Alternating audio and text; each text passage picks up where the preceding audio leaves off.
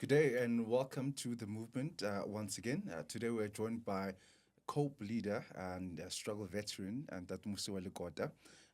Of course, many of you would know his role in the ANC and the formation of COPE and his leadership roles in different sectors in Parliament. And Dr. Lekota, welcome. Thank you, sir. I'm happy to join with you this morning. All right, Uh, let's get straight into Ndelo Lekota. It's election time, and obviously COPE is contesting for yes, the elections. What do you think the prospects of the party are in terms of doing well? it's very difficult to say, frankly, to say where the whole balance is going to go with so many parties, new parties that are completely new on the scene. So we think we'll do better, but we cannot predict what the strength of these new parties is going to be. Mm. So yeah, we are taking it on like a new league. Mm. Yeah. I can't help but remember the clip of you speaking in Polokwane. Yes. Just at the Polokwane ANC conference, and you were trying to calm the conference down. Do memories of that day still stay with you? Because that was the beginning of the inception of COPE. Yes. Yes. Yeah, that's correct. Yeah. Yes. Do you still remember that day, and how do you feel about what happened at Polokwane conference? Well, I do think that we were very right in what we were trying to advise conference at the time, to say that the we were the kind of leadership that was being put forward was not the leadership that we believed could remain faithful to the objectives that had been put out in the Congress of the People Conference, which is where the Freedom Charter was drafted. The men and women who were at Kliptown at the Congress of the People were men and women of very high principles and so on. And but it was clear to us that the proposed leadership at that conference was not going to be able to stay on course with regard to those objectives and that. And when I look back now and then, I do think that we were very, very right. And I think very many people are coming back to say we should have taken seriously what you were saying to us at that time. And even if we didn't follow precisely what you were suggesting, we still could have kept in mind what you suggested, and we would have gone a long way in terms of the direction which the ANC now has taken, and the damage that has been caused. So I do think about it, and even though I don't think always think about that, I keep thinking to the future, what direction to take, which direction we must stick to. It is that the objectives that we were aiming at must continue to be pursued. And I do hope that the future generations in this country will discover those goals and try to strike in that direction. At the time, and that's what were you fighting for? I mean, that conference saw the emergence of Jacob Zuma being quite strong in the ANC, and perhaps the beginning of what they now call the 9 wasted years. And he is now left. Well, he's still in the ANC, but he will ultimately be expelled out of the party. But what was your position? What were you fighting for? I mean, people saw you as a close Mbeki ally at the time, and Yes, I was. you know, so what was you really fighting for? I mean, they were saying they don't want the former president Thabo Mbeki to have a third term, but what was your view of that conference? Well, my view was that we had inherited what apartheid had left behind. Mm. I remember that intensely in the years on Robben Island, because that's where I joined the African National Congress and was able to engage with the policies of the African National Congress. The idea was that when we came to power, we should not rush for personal enrichment and things like that. We needed to ensure that we assure the white sections of the population, because you must remember that apartheid had denied the black sections of the population education and training in critical fields of technical know-how. You know, the running of these businesses and making of steel. We couldn't, for instance, go to the military and train to fly aeroplanes and do things like that. If we had been given access to those skills that put effective management of that know-how, we would have been able to catch up in the period whilst the remnants of the white section who had all these skills were with us, so that they could now help us spread the knowledge and the know-how, etc., so that more sections of the population would be able to have these skills and to run the country. And I can tell you this. The fact that today we don't have, or we are struggling to have electricity, our water management of water is so poor that our people are now dying from cholera in large numbers. You're looking at the medical field, which was also limited for the black sections of the population. Now you can see that very many of our people are unable to benefit from it, because we decided, no, we must go and get doctors from Cuba, instead of training our own young people here and making them doctors so that they can do this themselves and for their people.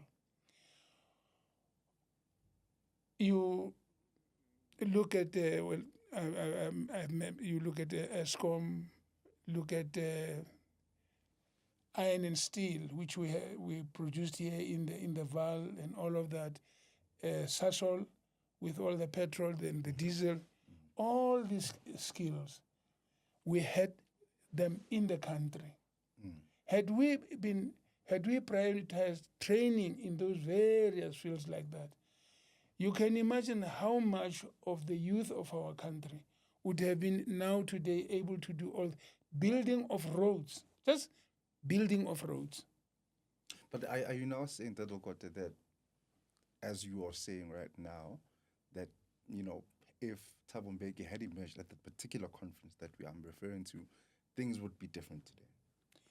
I'm quite convinced that we would not have taken the route of self-enrichment. You know, this corruption that you see, yes, huge amounts of monies just going into the pockets of individuals, but which is not being, could have been converted into know-how. Was it an easy decision leaving the ANC? You spent a lot of time. It was not an easy decision, my brother. I'm sorry to say. It was not an easy decision. But in the circumstances, especially when the leadership that I thought had a sense of where we should be going was now being kicked out, I couldn't think of another way. I couldn't think about how could you do it if you now get rid of people that somewhat had a sense, or I had the sense that these are the people that really had a clue of how we should be going. And even the old guard that had been with us on Robben Island, and I think some who came back from exile and so on, seemed to be of one mind with what we were talking about. But it was a lost opportunity. True. And, of course, that moment around Thabo Mbeki's resignation, all of that, there was a book written, A Dream Deferred, and as you say, I think about this phrase, the dream deferred. But again, COPE was then formed, but now there were plagues of infighting, and I've seen a couple of interviews, but you're of the view that COPE was destroyed from within, that people were sent to. No, that is also correct. That is absolutely correct. That's correct, and there's plenty evidence of what attempts were made, and which have affected the Congress of the People very, very negatively with the moving of time and so on. But I think that also was more not driven by the idea we had been sharing, but driven more by the view that the ANC is more important than anything else. We just want to have the ANC. And even though the ANC adopted the principles of the Freedom Charter, but the idea of an organization formed in 1912 taking the space of the Congress of the People, which had been formed in 55, it wasn't really driven by the idea that now we want a South Africa that belongs to all who live in it, and that we mustn't be driven by a sectional approach to things. We want African for Africans, African National Congress, instead of Congress of the People. Now, South Africa is one. It's there in the Freedom Charter. That was adopted and so on. But when policies such as BEE, Black Economic Empowerment, yes, meant it was apartheid in reverse in some ways in the view of some of us. Certainly, I have said before that we did not need to take this section, we are going to raise that section and do it. We needed to open opportunity for everybody. Do you think BEE was the beginning of the rot? A reversal of the thinking of the Congress of the People. The thinking of the Congress of the People was that let's conquer power. Once we conquered power, let's give opportunities to everybody to do. Now, no, we want BEE. We want the blacks must, be given better opportunities than the white section, than the Indian section, perhaps, and so on. Now, but I mean, where is the people? The people, we, the people. It belongs to all of us. So why go for this section and that? Educate everybody. The best amongst our children and all of that will come out. No. And I said in one interview earlier that time, I said, does it mean that even if my children went to school, or my child went to school with their white counterparts and Indian colored sections and so on, even if my child didn't perform better than white children,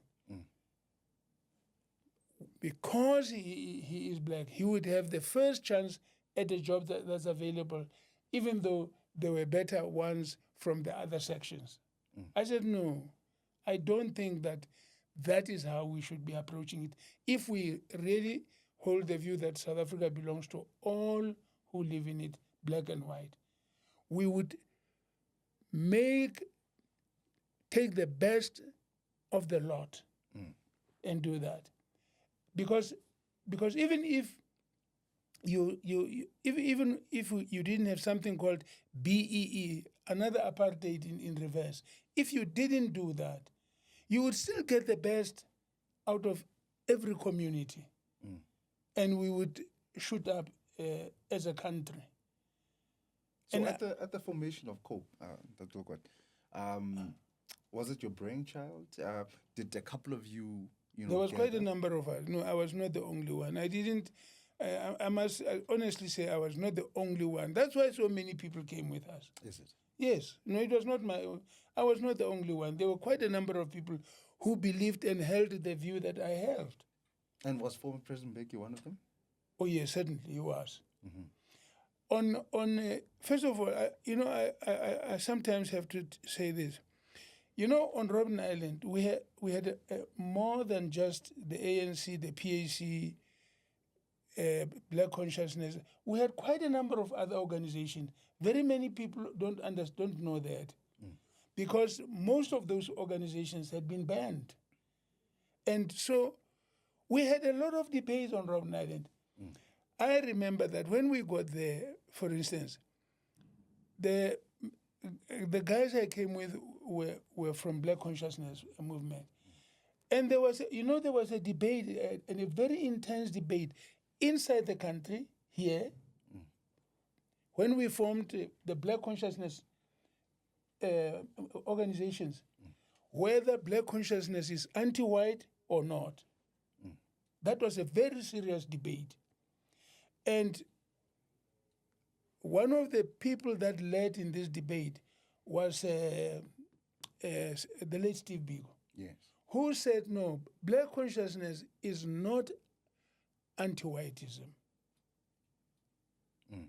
It is, Black Consciousness is an effort to make it clear that we believe that in spite of our blackness, we are as good as any other human being, including our white counterparts. And so you can imagine, even when we got to Robben Island, such debates continued. They were raging intensely. And I was arguing amongst my colleagues that Black Consciousness is not anti-whiteism. It is apartheid that created the need for Black Consciousness, because when we were in the National Union of South African Students, NUSAS, when NUSAS called, because NUSAS was non-racial even at that time, when NUSAS called a conference in, say, for instance, at Wits or any university where it was and so on,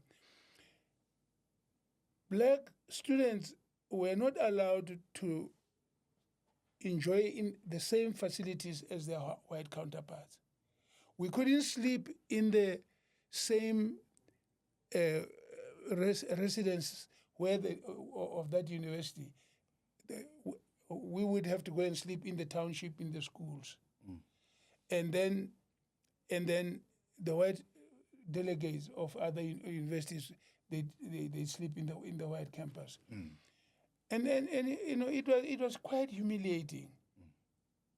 And if we went there, it was time to eat. We would have to go and eat, because university was white, reserved for white students.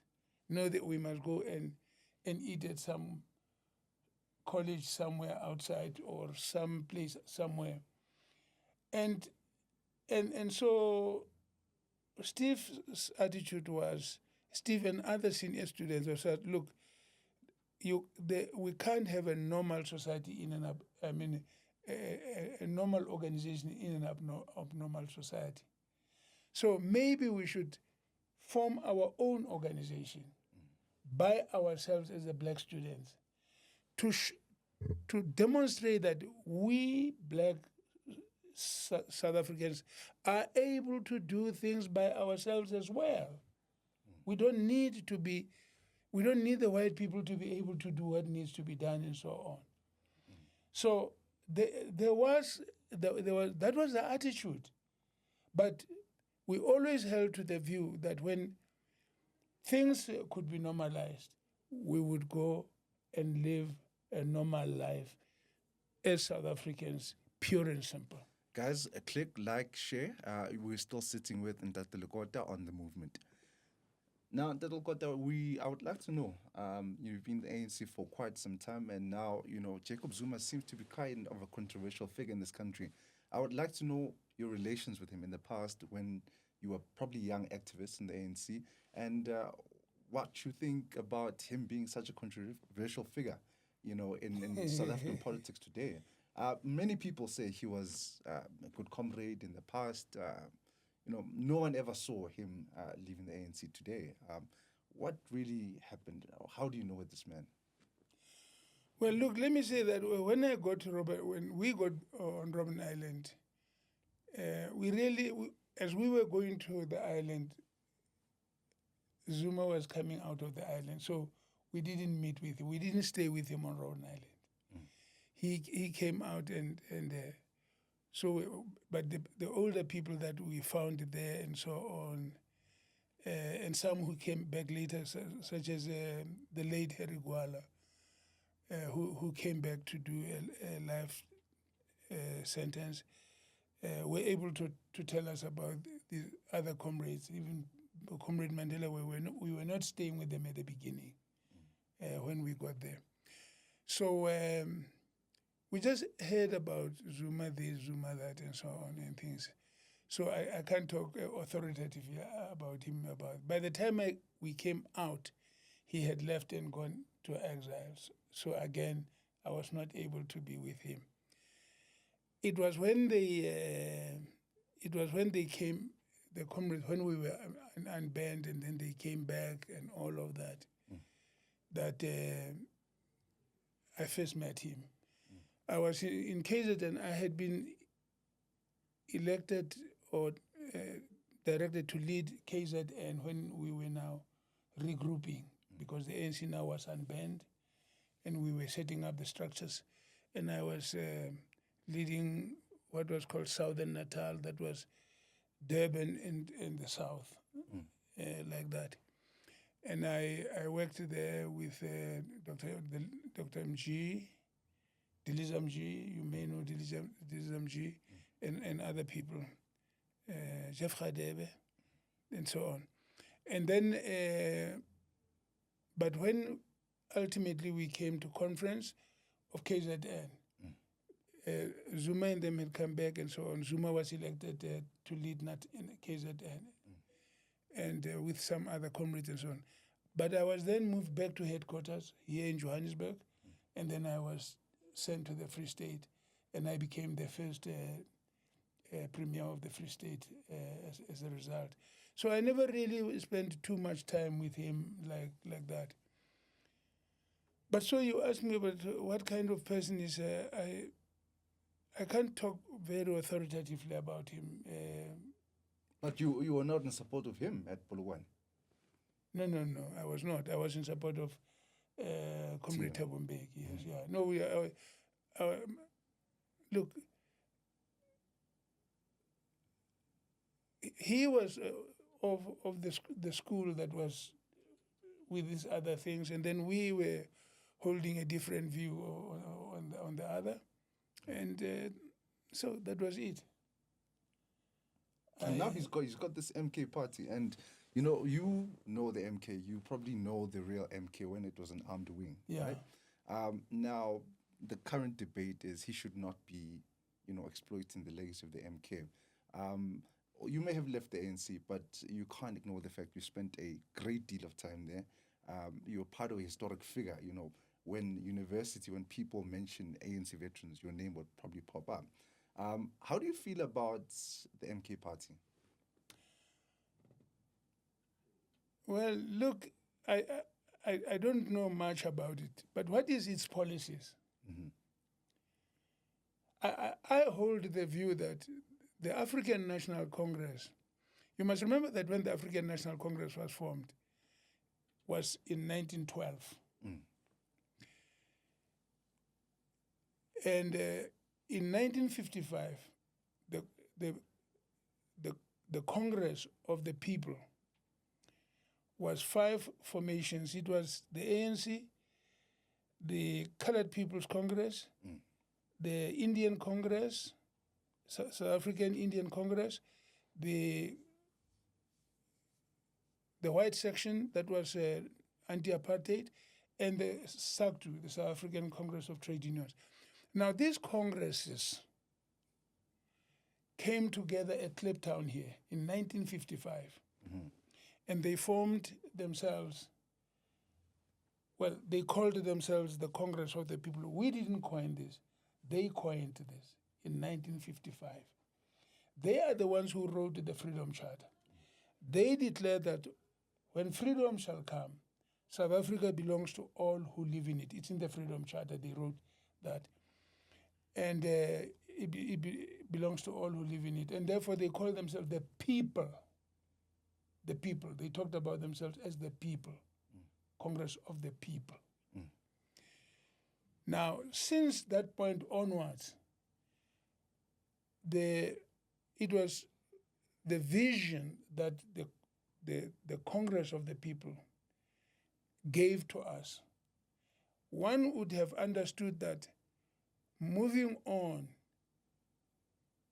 we were taking South Africa in a direction in which racism or racial divisions would be smashed out.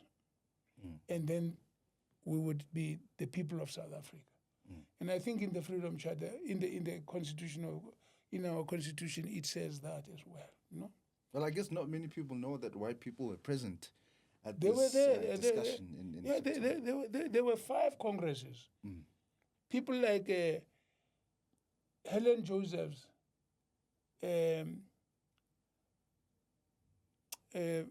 Beas Nodia, I think, was also there. And there were quite a number of Jewish people were there. Heppel and so many others, they were there at the Congress of the People. I can remember some of the names. Who's this comrade who's buried here in Chrissy's. Eh? West Park or Chrissy's. Yeah. I don't know why I forget the name of this comrade because I know him so well, But anyway, most of these white South Africans that were in exile, they were all at the Congress of the People. This Jewish comrade, man. Joe Slovo. Slovo. Yes, Bojo Slovo. They were all there. And so, and as a white section, it was a white Congress. Congress of Democrats is what it was called, Congress of Democrats. It was represented there. So we've seen parties who describe themselves as leftists, who accuse the ANC of deviating from the Freedom Charter. And they're saying, I mean, these are parties like the EFF, and perhaps, I'm not sure about the parties of the MK, but they call themselves leftist, and, they want to stick to what the Freedom Charter said, on issues such as land, economy, and everything else. Do you think the Freedom Charter is being misinterpreted? Not by whom? By these parties, such as the EFF. I mean, they claim... The EFF? Yes, they claim to honor the Freedom Charter, but no, man, no. The policies that they come up with, are quite different to what you're telling me about these congresses where white people were present, at these congresses. No, but EFF is just something children of yesterday. I'm talking now about 1955. The people who wrote that South Africa belongs to all who live in it, black and white. The land, it says, the land shall be divided amongst those who work it. You see there at Kliptown, if you go to Kliptown, there is a structure that is built. Was built there, yes. Inside. In the first place, at the entrance of the monument, the 10 leading principles of the Freedom Charter are written on the walls there. But if you go inside, there's a round structure that is in there, where the Freedom Charter is written in detail. What it means, the land shall be shared amongst those who work it. Not that the land belonged to Africans. That's not what they said at the Congress of the People. The land shall be shared amongst those who work it. Now, if you don't work the land, what are you going to do with the land if we give you the land? So with this kind of response, I would assume that you are not for land, expropriation of land without compensation. I assume COPE would not necessarily agree with that. No. The point I really want to make is that the Freedom Charter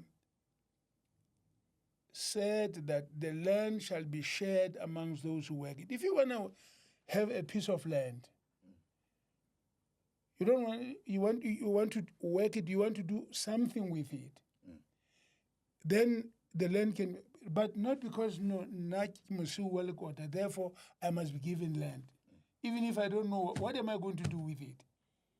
Do you think that risks a Zimbabwe type of situation where, white Zimbabweans are kicked out, black people are given the land, and people don't know how to farm the land? Yeah, but even it's exactly what was going to happen.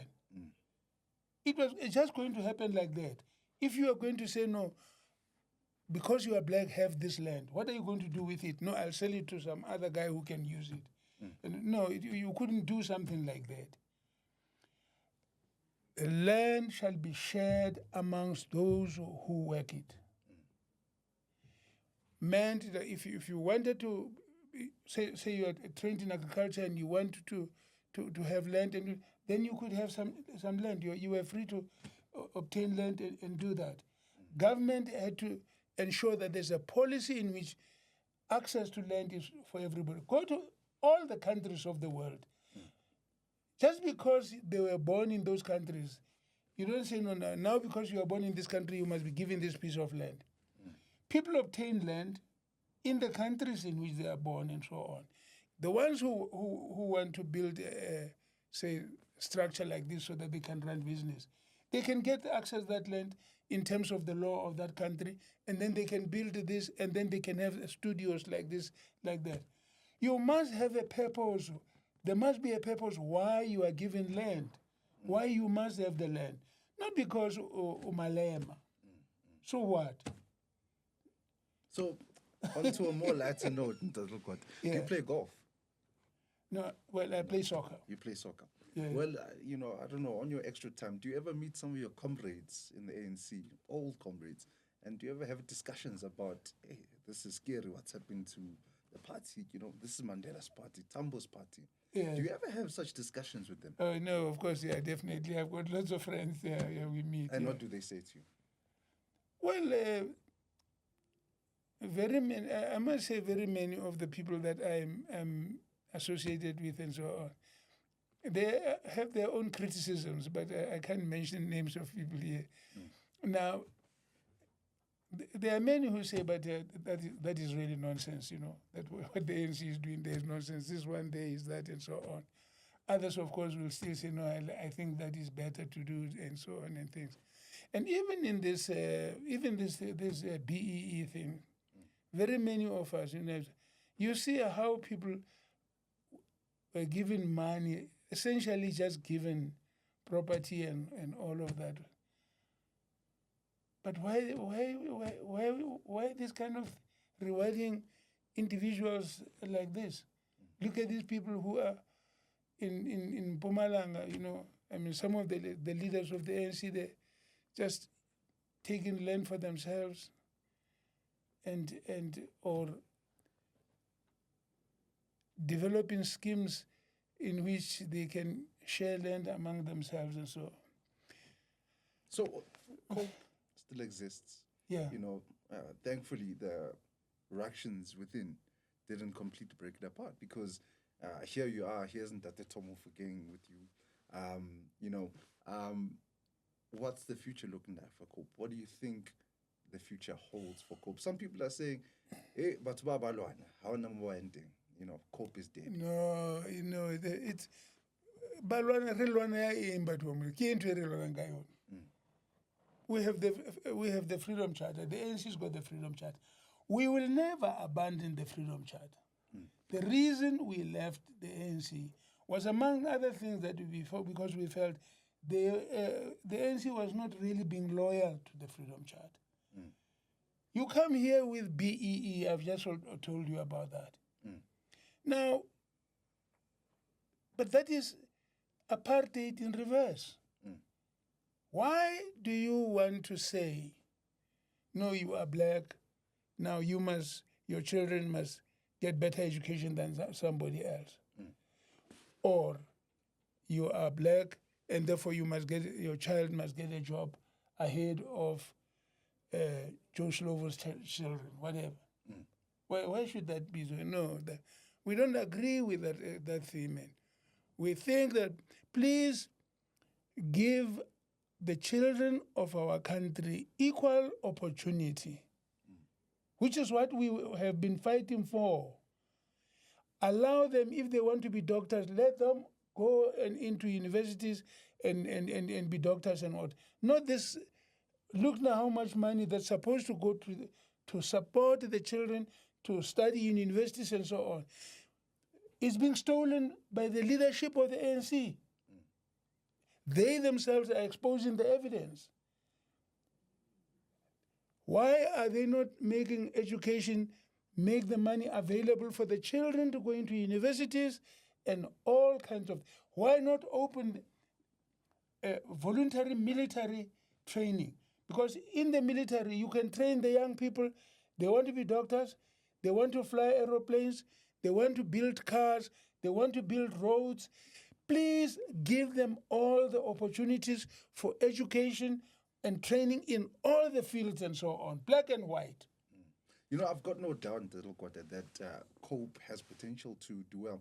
I mean, first election, COPE did extremely well. If I remember correctly, you had around 40 seats in Parliament. Yes, or correct? something like that. Yes, which is a lot. So huge. Meaning people had confidence in Yes. you, right? So now, how can you guarantee, because Batubar Lalwana, that's the only thing that people have an issue with COPE about, not the policies. What have we been fighting about?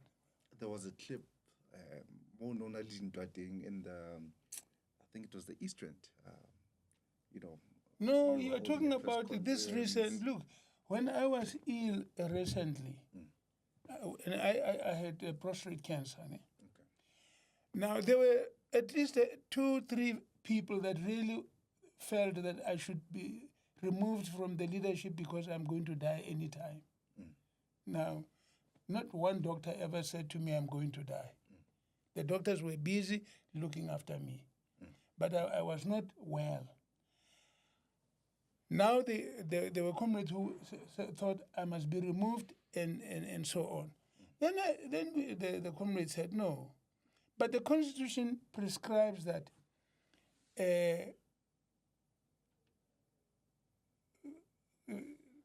person can only serve 2 terms as the leader of the party. And I've completed the 2 terms as leader of the Congress of the People. I said, that's fine. But why don't we call a Congress then? And then let the members of the Congress of the People elect somebody else to be the next. It's there in the constitutional COPE. Now, but they didn't want this. These comrades wanted was that no, somebody else must be appointed to be the president of COPE. So what about the provisions of the Constitution? Because it says 2 terms and then a Congress must be called and then you have the membership elect. And I was quite open to that. I remain open to that to this day. To having conference. We're going to have conference soon after these elections. Because by the time those comrades were dismissed that were pursuing that route, by the time they were kicked out of the party by the Congress National Committee, it was too close for the elections, and we didn't have sufficient resources to can run a Congress and then still go into the elections and so on. So we agreed that no, after these elections, then we have a Congress must be called, and then members must be allowed to. So some people are saying you are eyeing the former Speaker of Joburg to take over from you as COPE leader. Is that true? Former Speaker of Joburg, Colleen Makwarela. Some people are saying you're looking at it as a potential candidate to take over from you. Chief, please. Is that true? That lady, you must know that lady actually became a member of the party very recently. Oh, okay. She just and I wouldn't. Why would I have the power? Where would I get the power to say so and so? I want so and so to be the leader of the Congress of the People. I don't have this is not royalty. It's a constitutional thing. We've got a constitution. I can show you our constitution. It's a pity I didn't bring it. Our constitution will tell you how these things are supposed to be done. There's nothing like these stories that we are fighting each other. When we were having a meeting that we had called, and we had to say to our people that I am there. I am actually not dying. I was there at that meeting in Boksburg. It was the late Makwarela, who had just joined the party, and some of these elements. He sent some young chaps there to go and beat us up, And we came there. We were going to hold a press conference to announce this thing. And these youngsters just came there, and we didn't know that they were going to come. They were going to come there. And then they came in, and then they attacked the media people there, and broke the cameras of them, and so our comrades had warded them off. And then after that, we made we didn't even make the pronouncement that we wanted to make because they disrupted everything and so on. But Makwarela, it transpired afterwards that Makwarela had sent his relatives there. So what could we do about it now? It had nothing to do with the party. He was,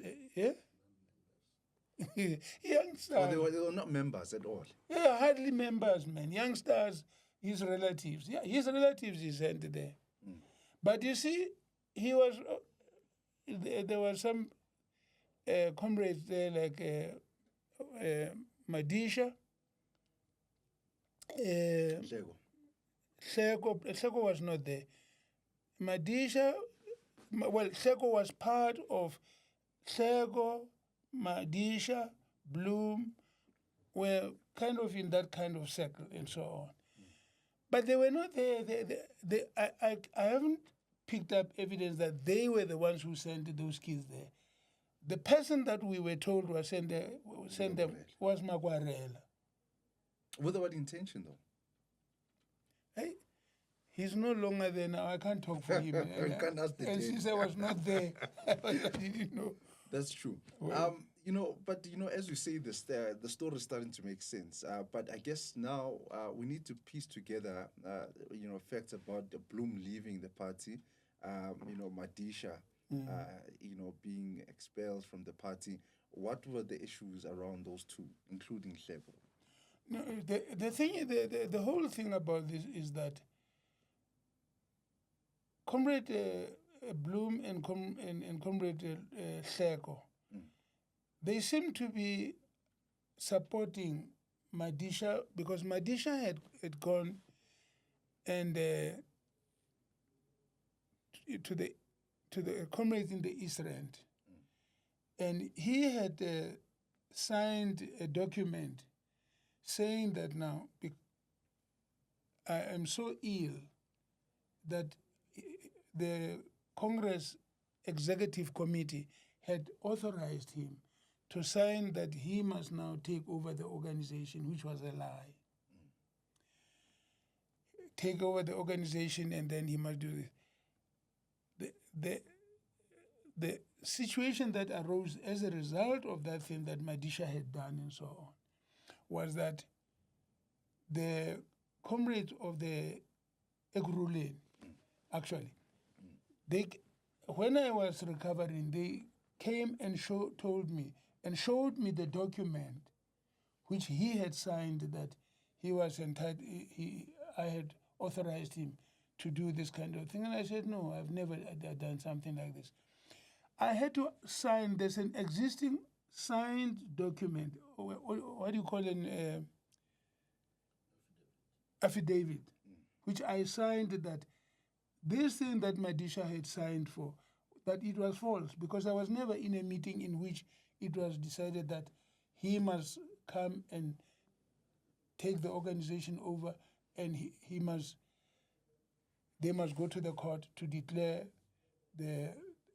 my presidency of the party null and void. Because I said, here's the constitution. And of course, our constitution is very interesting. Our constitution actually says, if there's any member of the leadership of the party or of the party who can sign document in the name of the party, claiming to be acting with the authorization of the party, such a member, if so found, will be exposed and will be taken to court, and the court he will have to pay for whatever expenses may arise from that thing and so on. So I signed this, authorized this thing based on the Constitution. I think it's Section 17. I think 7. Yeah, Section 7. It's there in the Constitution. So we did that. Now, actually, I think poor Madisha is still in trouble. He might still have to go and pay for that thing, because he actually made this thing before the court, and then. Is the matter still in the courts? Or is it's still in the court. It's not in the court, but it did. Yeah? It's kicked out of the court. But what I'm trying to say to you is that I signed that, and but it transpired that these comrades, I don't know whether they knew that Madisha had done this thing, or he was encouraged by them to do that, something like that. Afterwards, the Congress National Committee tried to call these comrades, invited them to the meeting of the organization to go and say, look, because of this thing, first of all, you must explain yourself to the organization, because the organization must take action against you.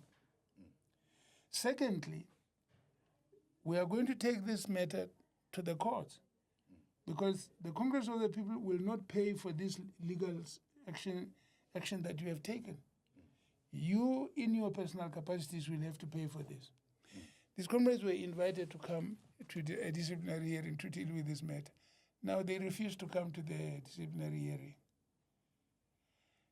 When they had done so, the Congress National Committee then took a decision that, insofar as now you are now defying the organization, refusing to come to the disciplinary hearing, the Constitution further provides you may be expelled, and we are expelling you, therefore. So they tried hijacking the party when you were sick, basically. Yeah, essentially, yes. Okay, and then moving on to Sarah, you were accused of dealing unfairly, and in fact, Hope was accused of dealing unfairly with Kolima Kulu because she's a woman. But she claims that you were there when Sarah's talks about forming Sarah was, were initiated. What happened with Sarah? Well, first of all, let me start by saying that we were thinking that when the elections came, we were thinking that we must go for a coalition with other organizations. And so, indeed, we took steps to meet with some of the organizations, trying to persuade them that maybe we should form a coalition and so on. But we made our own position was, we must first call organizations that are ready to go into a coalition with us. They must agree, we must agree with them. If we want to form a coalition, we must agree with them before the elections. What is it that we are going to do for the people if we were voted for them As a bloc. As a bloc. So agreed. So whilst we were busy negotiating this thing and so on, well, Mema Kubela was the speaker of Johannesburg, but I think she didn't understand.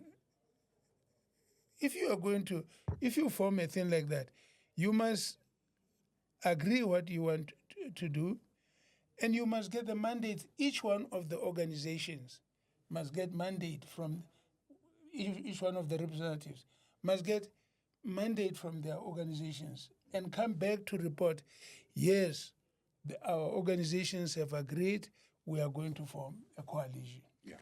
Right. Yeah. Now, then the next thing obviously is going to be now, how many people must represent the party in those activities and so on and things. Now, whilst we were still doing those things and so on, one of the things that happened is that the suggestion was that if we formed a coalition, what would its name be?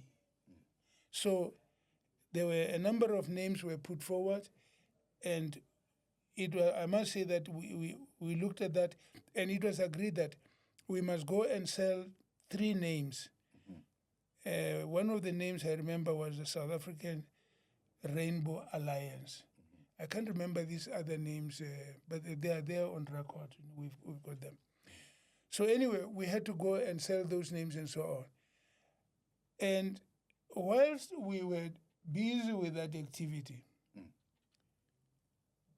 then Mema Kubele and her, I think, and her husband, I think they came, and then they said, "Now look,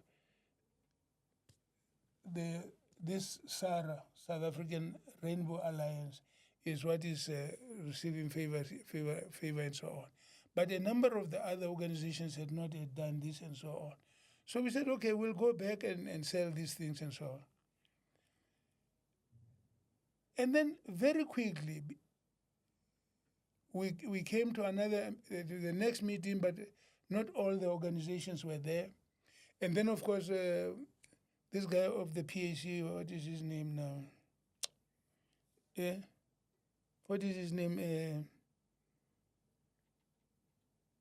He left. He announced that no, they are pulling out. They are not going to be part of this thing. Yeah. He's a member of Cody's APC. APC. Yeah, he left the PAC. Yeah. He's of the PAC. Originally, yeah. So he left. Then we were left with some of the others, and but Mema Kubela then came with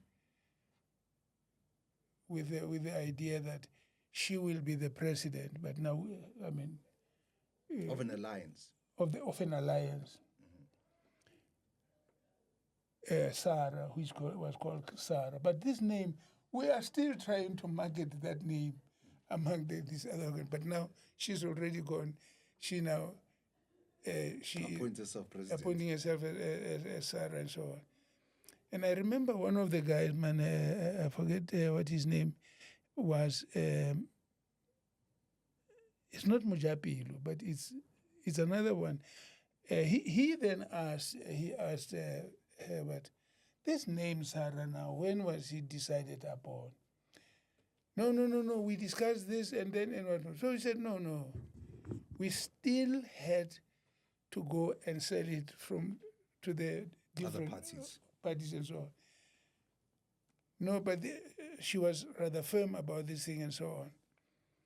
I must confess that was the last meeting I was there. Then we left and with the understanding, this thing is still going to be sorted out. The next thing, whilst we were still thinking that we are still discussing this thing, we heard that there were posters Of Sarah. of South African Rainbow Alliance, Sarah, and her picture was there as the president and all of that. That's before Sarah was actually registered as a political party, or perhaps It after? never was registered as a political party, as far as I am aware. It never was. Whether they now went and registered it, I don't know what happened. Now, anyway, she did that. And then we said, no, man. We don't know now who decided on this, who printed this thing, whose money was used to print this and all of that. But it was already, and in the weeks that followed, we just found posters Everywhere. West Rand, the posters and all of that. So clearly there was a plan. Somebody was busy with something we didn't know about ourselves. So we dismissed that. And you called her for a meeting and parted ways. Actually, I decided no. I went to report to the party that we don't know this thing that has now been done here. We don't know who took the decisions, these decisions, the money that paid for this, we don't know. Wait, did you ever ask where the money came from? Well, who would we ask? Because now this lady was just going around and she was saying, she actually said that I don't want her to be the leader of this because I'm against women. Of course, yes. She said that in public. You see now? Yeah. Now, sir, I'm a big advocate from inside the ANC of women being part of the leadership, membership and leadership of the party. Now, here in the Congress of the People, I have been urging our comrades that it's important, it's critical, we have our women in this thing. I always have to think to my late grandfather now. Doesn't matter how much money they put in front of you. How uzofe umathathe. That's true. And Lekota, thank you so much for joining us on the movement. We wish you a campaign very well, Ndate. We've heard, what's happening inside COPE. Rautla, you are saying that, there's no infighting in COPE. Things are stable. Yes. And, we know that COPE is hinging on the Freedom Charter. So we wish you all the best, and we'll catch up with you at the results center. Yeah, we will. Okay, we will do that. You see, my brother, I've said to other journalists, by the way, because I also say to my comrades, have you ever heard that a member of the Congress of the People who stole money, who stole money of the government, money of the people? Because the money the people pay is not our money, it's the people's money. And so you don't do that.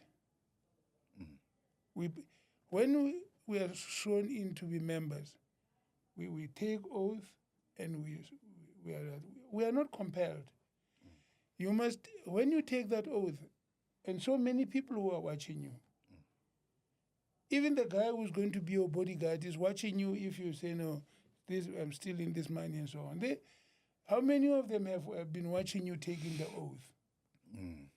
And then you do this kind of thing. There we go. Guys, thank you so much for joining us. You heard from Tate Lekota, do not steal. He's clearly a man of religion. So guys, you've heard it. If you like COPE, vote for them. We'll catch up with you in the next episode.